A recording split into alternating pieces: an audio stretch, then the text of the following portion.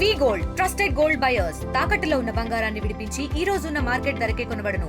మరిన్ని వివరాలకు సంప్రదించండి 7771077720. నేను నమ్మి పిలుస్తున్నాను కాబట్టి నువ్వు ప్రహ్లాదుడికి వచ్చినట్టు ఎక్కడున్నవాడు అక్కడి నుంచి విష్ణువు అంతటా ఉన్నావు కాబట్టి రావడం కాదు. నువ్వు వచ్చేటప్పుడు నిన్ను నువ్వు మరిచిపోయి రావాలన్నాడు. కలుగడే నా పాలి కలివి సందేహింప కలివిలేములు లేక కలుగువాడు నాకడ్డబడరాడే నలిన సాధువులచే బడిడి సాధువుల కడ్డు బడిడివాడు చూడడే నా పాటు చూపుల చూడక చూచువారల కృప చూచువాడు లీలతో నామరాలింపడే మరగుల మొరలెరుంగుచు తన్ను మరగువాడు అన్నాడు. తనని తాను మరిచిపోయి రావాలన్నాడు.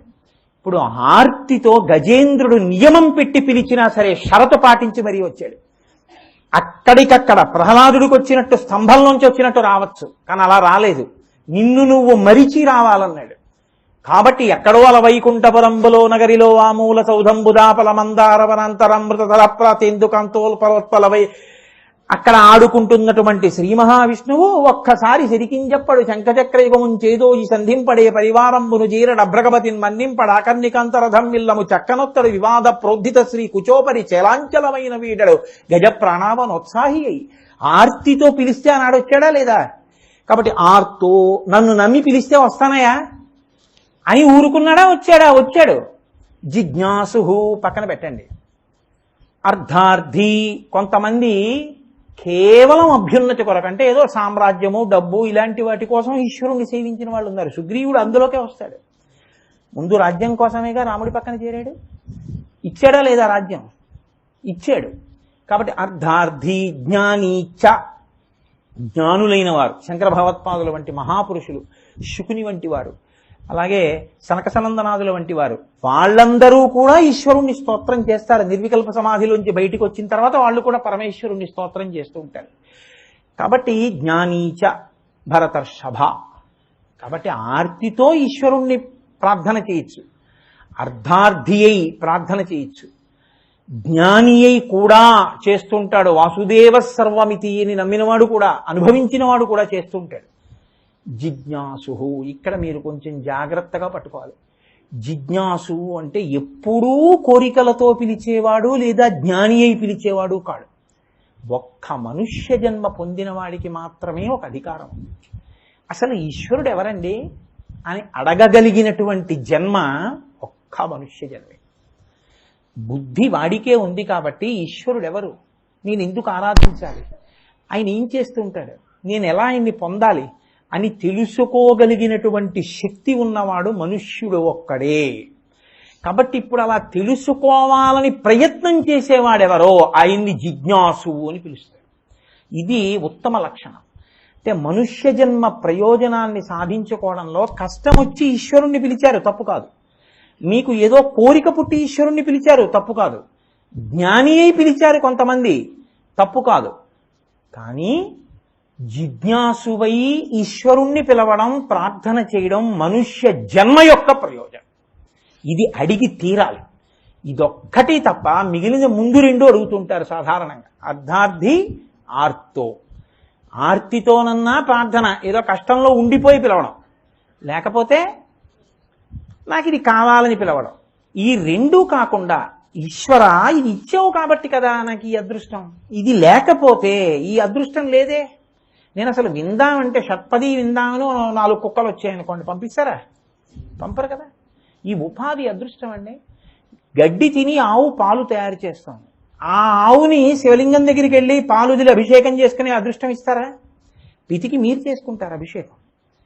మనుష్య జన్మకున్న గొప్పతనం ఏమిటంటే ఈ ఒక్క ఉపాధిలో ఉన్నంత కాలమే మీరు ఈశ్వరుణ్ణి తెలుసుకునే ప్రయత్నం చెయ్యగలరు. అలా చేసిన వాళ్ళని అనుగ్రహించడానికి నేను ఉన్నానన్నాడు ఆయన. అంటే ఇప్పుడు అనుగ్రహిస్తానంటే ఏమిటి చేస్తానని? తానెవరో తెలియచేస్తాననేనా? తానెవరో తెలియచేయడం అంటే ఏమిటి? నువ్వెవరో నీకు తెలియడమే. ఒరే నేనేనరా ఈశ్వరుణ్ణి, లోపల ఉన్న ఆత్మ నేనని తెలియగానే మీకు ఈశ్వరుడు తెలియబడతాడు. బ్రహ్మవిద్ బ్రహ్మైవ భవతి. బ్రహ్మము తెలిస్తే బ్రహ్మమే అవుతాడు. కాబట్టి ఇప్పుడు ఇది తెలియడానికి ప్రార్థన. ఉప్పు బొమ్మ సముద్రంలోకి వెళ్ళినట్టు, చక్కెర బొమ్మ సముద్రంలోకి వెళ్ళినట్టు ఇది. ఈ ప్రార్థన సామాన్య స్థాయికైనా కన్నా పైన నిలబడింది. ఇప్పుడు ఈ ప్రార్థన చేస్తే అయితే మా కోరికలు తీరవండి అంటే, నువ్వు జిజ్ఞాసువు అయి ఈశ్వరుణ్ణి తెలుసుకునే ప్రయత్నంలో చేసినటువంటి కోరికల వలన అసలు నీకు కిందనున్న కోరికలు తీరకపోవడం వల్ల సమస్య లేదు. గుమాస్తాగా ఉన్నవాడు ఆఫీసర్ గారి సంతకం పెట్టకూడదు, కానీ ఆఫీసర్గా ఉన్నవాడు గుమాస్తా పని చేసి సంతకం కూడా పెట్టేసుకోవచ్చు కదా. మీరు నన్ను పట్టుకోగలిగారో లేదో ఉద్యోగం చేసే వాళ్ళకి తెలుస్తుంది. గుమాస్తాగా ఉంటే నేనే ఉత్తరం రాసేసి జవాబు రాసేసి నేనే ఆఫీసర్ గారి సంతకం పెట్టకూడదు. యువర్స్ ఫెయిత్ఫుల్లీ రాసి స్టాంప్ వేసి ఆయన దగ్గర పెట్టాలి, ఆయన సంతకం పెట్టాలి. నేనే ఆఫీసర్ని అయ్యాను అనుకోండి, గుమాస్తా రాలేదు, ఇప్పుడు ఆయన రాలేదండి రాసేవాళ్ళు లేడని నేను కూర్చోక్కర్లేదు, నేనే రాసేసి యువర్స్ ఫెయిత్ఫుల్లీ స్టాంప్ వేసి నేనే సంతకం పెట్టి పంపించేయచ్చు. ఆఫీసర్ గుమాస్తా పని కూడా చేసేయచ్చు. అలా మేము ఎందుకు చేస్తామండి అన్నదానికి నా దగ్గర జవాబు లేదు, కానీ చేసేస్తే మాత్రం అభ్యంతరం లేదు. కానీ గుమాస్తా మాత్రం ఆఫీసర్ సంతకం చేయకూడదు. అయినప్పుడు మీరు జిజ్ఞాసు అయితే మీకు కింద ఉన్నటువంటి కోరికలు తీరవు అని మీరు ఎందుకు అనుకుంటున్నారా? కోరికలు తీరుతాయి. కాబట్టి ఇప్పుడు శంకర భగవత్పాదులు ఇచ్చినటువంటి ఈ ప్రార్థన ప్రత్యేకం ఎవరి కొరకు? జిజ్ఞాసువులైన వారి కొరకు అని స్పష్టంగా అందులో తెలుస్తూ ఉంటుంది.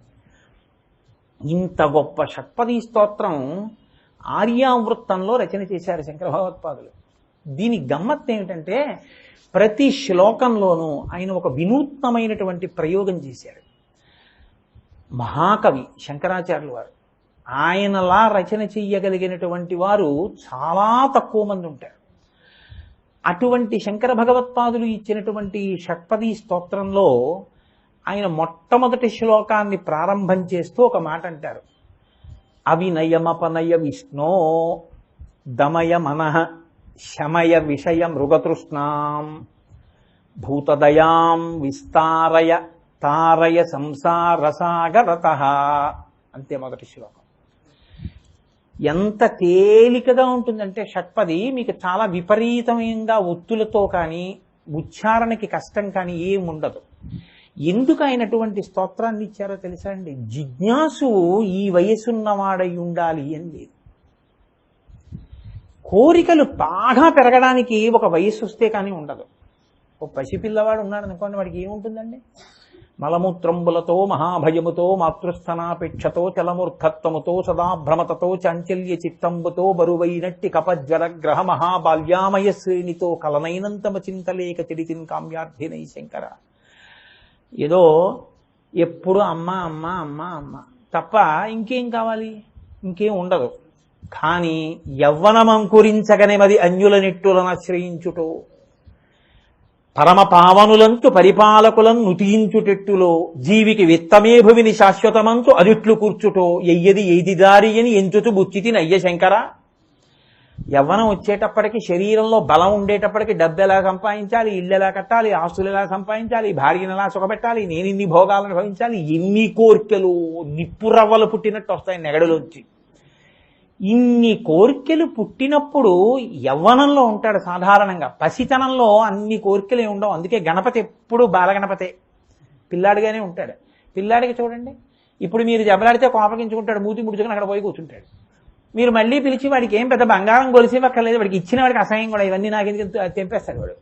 మీరు చాక్లెట్ ఇస్తే వాడికి పరమ సంతోషం, మీకు గజారోహణం చేయించేస్తాడు వాడు, అంత ఆనందం వాడికి. చాలా చిన్నదానికి తృప్తి పొందుతాడు. అందుకే కదండి గడ్డి బరకేస్తే పొంగిపోతాడు. అది ఆ బ్రహ్మతత్వం మనకున్నటువంటి లక్షణం. అటువంటి మహానుభావుడు పసిపిల్లవాడి రూపంలో గణపతి ఉన్నట్టే జిజ్ఞాసువు ఎప్పుడు ఉండాలి అంటే చెప్పడం కుదరదు. భగవంతుడి గురించి తెలుసుకోవాలన్న ఆసక్తి ఏ వయసులో వస్తుందండి అని నన్ను అడిగారు అనుకోండి, అసలు బతికున్నన్నాళ్ళు రాకపోవచ్చండి అంట. అదేంటండి అంత మాట అంటారు అన్నారనుకోండి, నేనంటే పోతన గారు అన్నారు, చచ్చుచు పొట్టుతున్ మరల చెర్విత చెర్వినలైన వారికి జెచ్చెర పొట్టునే పరుడు చెప్పిననైన నిజెచ్చరైన ఏమిచ్చిననైనా కానలకు ఏగిననైన హరిప్రబోధముల్. మరి అరణ్యాలు కడితే మాత్రం, ఎన్ని జన్మలెత్తితే మాత్రం పునరపి జననం పునరపి మరణం పునరపి జనని జడరే చయనం జహసంసారే బహుదుస్తారే కృపజాపారే పాహిమురారే అనలేడు వాడు. పుడుతుంటాడు చస్తుంటాడు, పుడుతుంటాడు చస్తుంటాడు. ఒక్కొక్కడి జన్మకి ప్రయోజనమే ఉండదు. తినడానికి బతుకుతాడు, తిన్నందుకు పడుకుంటాడు, పడుకున్నందుకు లేస్తాడు, తింటాడు, తిన్నాడు కాబట్టి మళ్ళీ పడుకుంటాడు, అంతే. ఎప్పుడో ఊపిరి ఆగిపోతుంది. కాబట్టి ఎప్పుడు వస్తుందండి ఈశ్వరుడి గురించి తెలుసుకోవాలి అంటే? దానికి ఏం 18 ఏళ్ళకి ఓటు హక్కు వచ్చినట్టు ఇన్నేళ్ళు వస్తే తెలుసుకోవాలని ఉంటుందని ఏమి ఉండదు. 5 ఏళ్ల పిల్లాడికి రావచ్చు, 50 ఏళ్లప్పుడు రావచ్చు, ఇంకా ఊపిరి ఆగిపోయే ముందు రావచ్చు. జిజ్ఞాసువుగా మారడం అన్నది ఎప్పుడు వస్తుందో ఎప్పుడైనా రావచ్చు. కాబట్టి స్తోత్రం ఎవరికి? ఇప్పుడు ఈ స్తోత్రం చదువుకుంటే పెళ్ళి అవుతుందండి అన్నాను అనుకోండి, అది పట్టుకెళ్ళి మీరు మీ అబ్బాయి 3వ ఏడు వాడికి ఇవ్వరుగా. వాడికి ఎందుకు? ఎవరికి ఇస్తారు? ఏదో పెళ్ళి అవ్వలసిన వయసు ఉండి ఇంకా పెళ్ళి అవ్వకపోతే ఆ స్తోత్రం ఇచ్చి చదువుకోమంటారు.